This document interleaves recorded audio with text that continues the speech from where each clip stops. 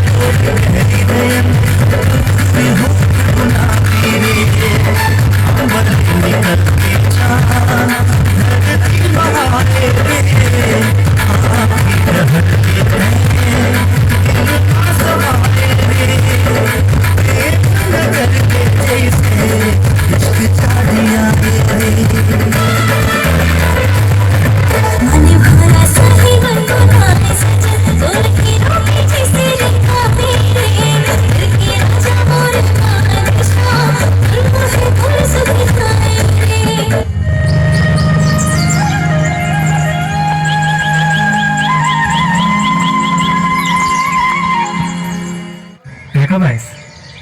बस अभी आए हूँ। अच्छा, तोरे चगोरा रही से। अब ये सब बात करके कोनो मतलब नहीं है। का मतलब? मतलब अब तोर से का छुपाओ।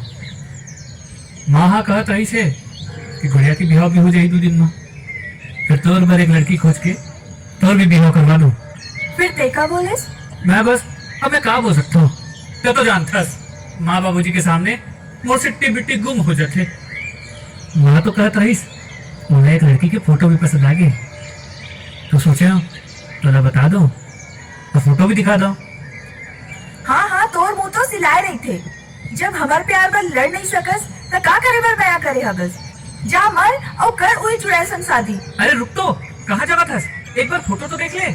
मैं बोल दो ना, मुझे कोई फोटो नहीं देखना है। एक बार देख तो ले, चुड़ैल कैसी दिखते।